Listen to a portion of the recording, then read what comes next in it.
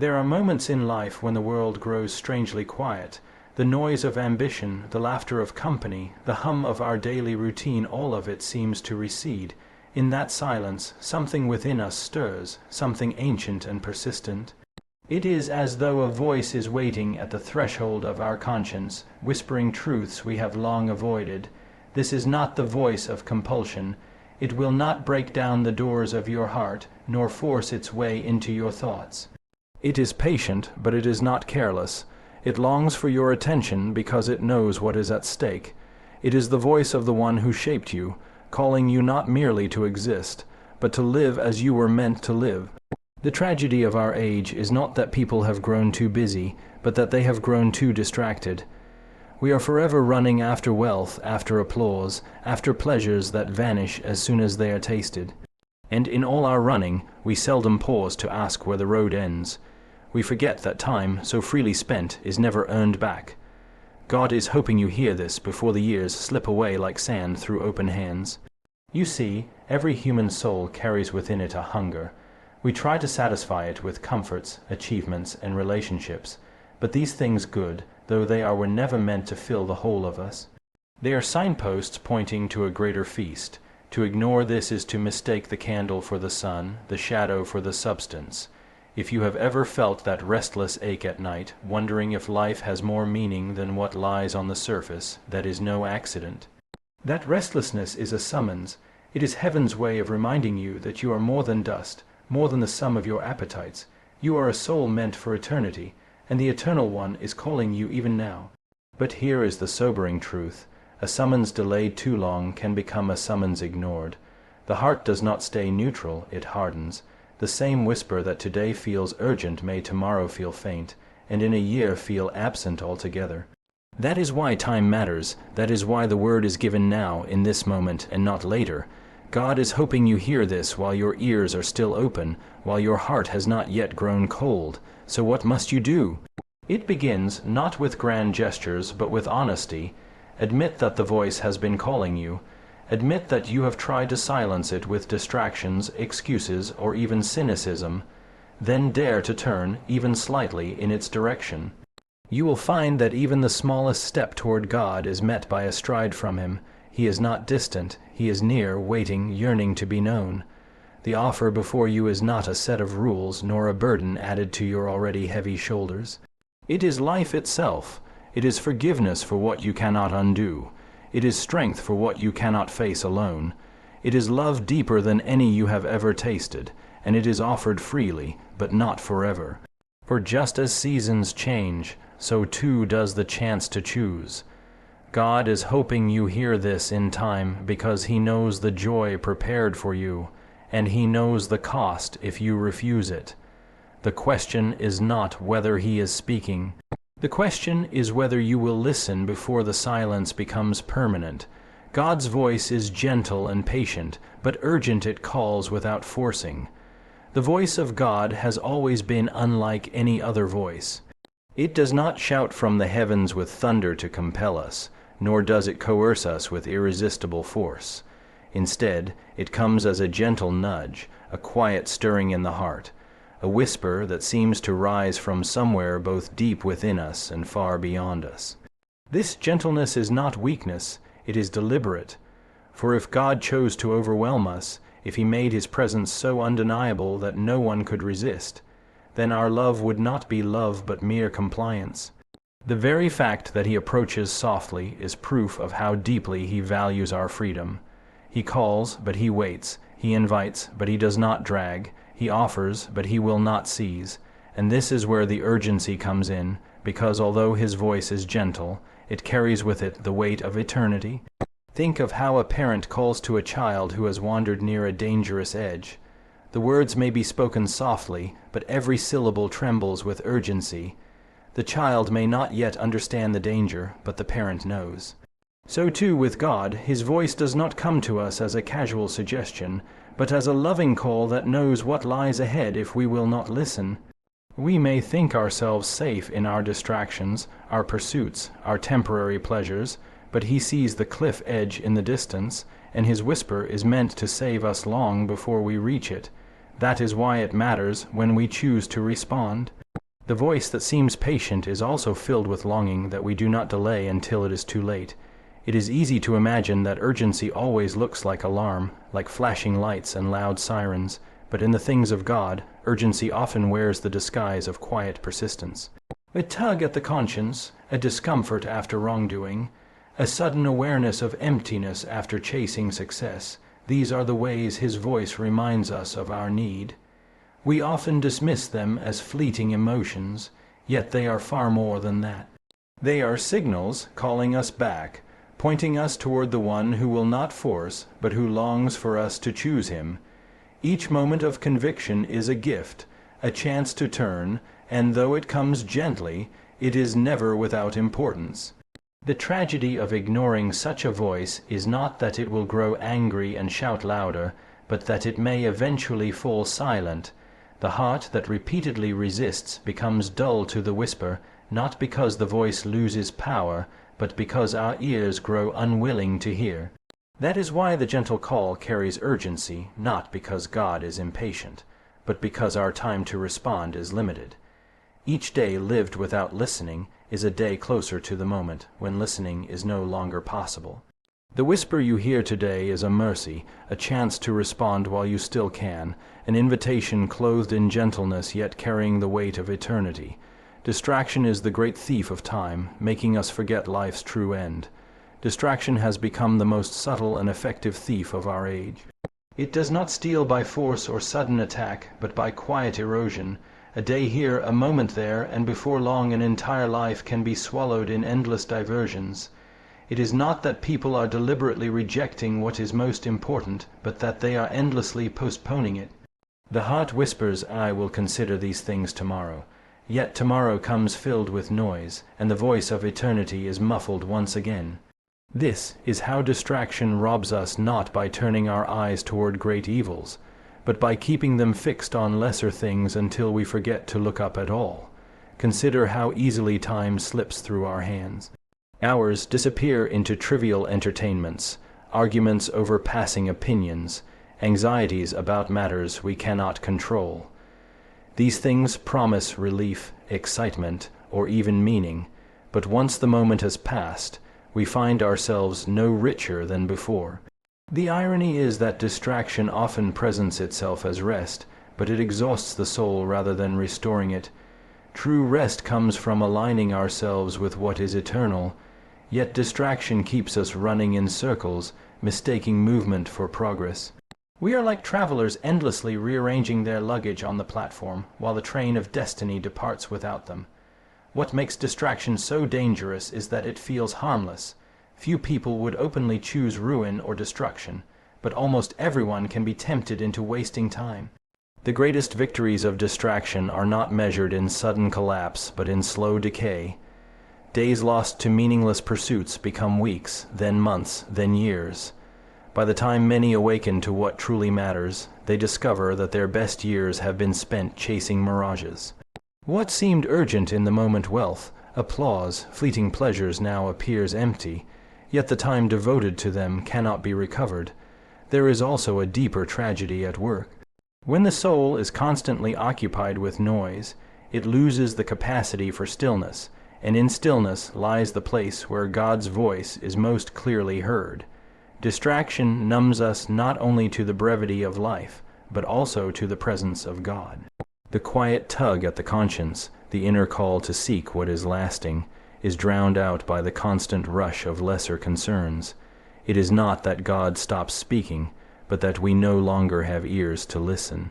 This is why distraction is not merely inconvenient but perilous. It does not only waste time, it blinds us to eternity. The end of all this running is sobering. Every road leads somewhere, even the road of distraction.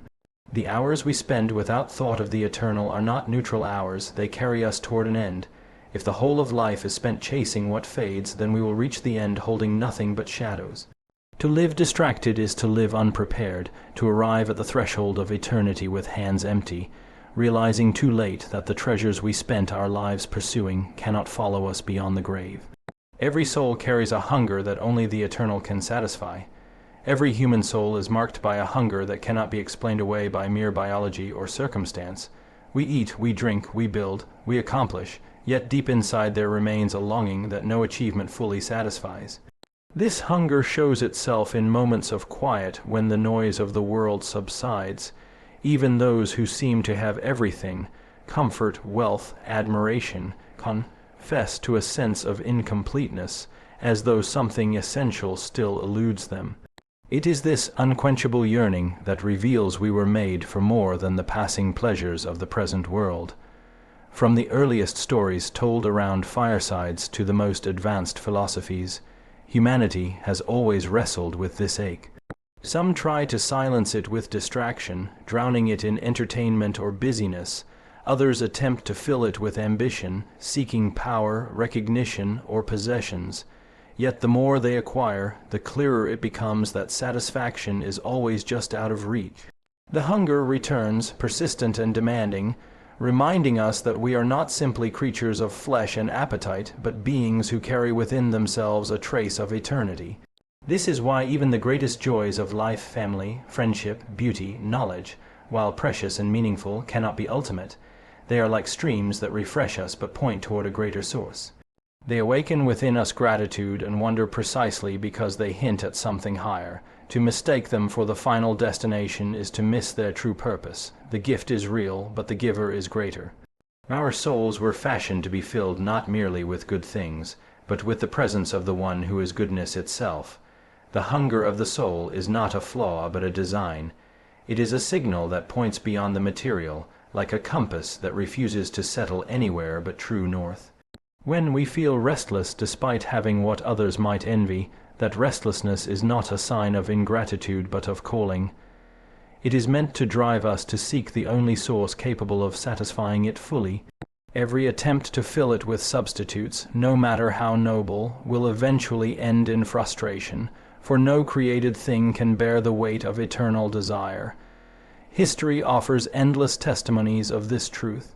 Kings who conquered nations, artists who created masterpieces, thinkers who solved great mysteries, all eventually confessed to a yearning nothing in their success could answer. Their stories echo the same reality that ordinary people feel in the quiet of their own lives. The heart longs for permanence in a world of change, for love that does not fade, for joy that does not diminish. Such longings make sense only if they were placed within us by one who intends to meet them. This hunger is both a gift and a warning. It assures us that we were not made for despair or futility, but for communion with the eternal. At the same time, it warns us not to settle for substitutes. To ignore the hunger is to numb the very part of ourselves that points us toward life. To chase after things that cannot satisfy is to mistake reflections for the reality they are meant to reveal. The soul's hunger is a call, urging us to seek the feast that does not perish, to lift our eyes beyond what is temporary and discover the one who alone can fill the emptiness within. A delayed response hardens the heart and silences the call. A summons that is continually delayed does not remain the same. It begins to lose its force upon the heart. What feels urgent today, what awakens a sense of conviction or longing, may not feel the same tomorrow. The danger lies not in the weakness of the voice that calls, but in the gradual hardening of the heart that hears it. Each time we dismiss the tug of conscience or silence, the inner whisper urging us to turn toward what is eternal, we grow less sensitive to it. The heart is not like a still lake that stays unchanged. It is like clay in the sun. Left unattended, it becomes rigid, less able to be shaped, less willing to respond. This is why delay is far more perilous than it appears. People often comfort themselves with the thought that there will be time later, that the call of God can be answered when the season of distraction has passed, when responsibilities are lighter, or when the heart feels ready. But readiness is not something that grows with delay, it diminishes. The voice that is resisted does not grow louder to force us into obedience. It continues to speak, but our ears grow dull. What once stirred deep conviction can become nothing more than a passing thought, and what once felt like light shining into darkness can become barely noticed at all. We deceive ourselves when we assume that time is neutral. Time shapes us, either softening or hardening us. A child's heart is pliable, easily stirred to wonder, quick to believe, open to love. But as years pass, cynicism creeps in, disappointments pile up, and habits of indifference take root. The same voice that would have moved us to tears in youth may barely touch us in adulthood if we have trained ourselves not to listen. Every postponed response is not just a missed opportunity, but a step toward deafness of soul. There is also a sobering reality in the way the mind learns to explain away conviction. At first, a person may feel a sharp sense of guilt or longing, but if it is resisted often enough, the mind grows skilled at finding excuses. It learns to label the call as mere emotion, coincidence, or unnecessary pressure. Slowly, the conscience that once cried out begins to whisper, and then to fall silent altogether. In this silence, a person may even believe they have achieved peace, when in truth they have only silenced the alarm meant to save them. The urgency of God's call lies precisely in this truth. Our chance to respond is not endless. It is not that God is unwilling to receive us later, but that we may no longer be willing to come. The delay we think harmless slowly transforms us into people incapable of hearing at all. Like soil that, once fertile, becomes hardened by drought, the heart can lose its ability to receive the seed of truth. That is why postponement is never neutral. To wait is to risk losing the very capacity to respond. To gamble with the most precious faculty, we possess the openness of the heart to the voice of God. Turning honestly toward God, even slightly, is met with his greater stride toward us. Turning toward God does not require a grand gesture, a dramatic display, or a flawless act of devotion. It begins in the simplest, most honest moment of the heart. To admit that his voice has been speaking is the first step. To confess that we have ignored it, drowned it out, or postponed its call is the next. What matters most is not the perfection of the response, but its sincerity. Even the smallest turning, even the faintest willingness, is enough to awaken a movement far greater than our own. For the moment a soul inclines itself toward God, he is already striding toward it with arms wide open. This truth reveals something profound about the character of God. He does not wait with folded arms, demanding proof of worthiness before drawing near. Instead, he waits like a father scanning the horizon for the return of a child. The very instant the child takes a step toward home, the father runs to meet them. So it is with God. Our movement toward him, no matter how hesitant or incomplete, is always met by his greater movement toward us. His desire for us far outweighs our stumbling attempts to seek him. What holds many people back is the belief that they must first clean themselves, fix their flaws, or reach a certain level of strength before approaching God. But the invitation has never been to come perfected. It has always been to come as we are, broken and uncertain, yet willing. God delights not in polished performances, but in genuine hearts. When we take a step, however small, he multiplies it with his own presence and power. Where we bring weakness, he brings strength. Where we bring failure, he brings forgiveness. Where we bring emptiness, he brings fullness. There is a profound exchange that takes place in this turning. The burden of self-reliance is lifted, and the gift of divine help is given. The isolation that haunts the human heart begins to dissolve in the presence of perfect love. The fears that keep us bound start to loosen their grip because they are met with a power greater than themselves. This is why even a small step toward God matters so deeply. It opens the door for a flood of grace to enter, a grace that carries us further than we could ever walk alone.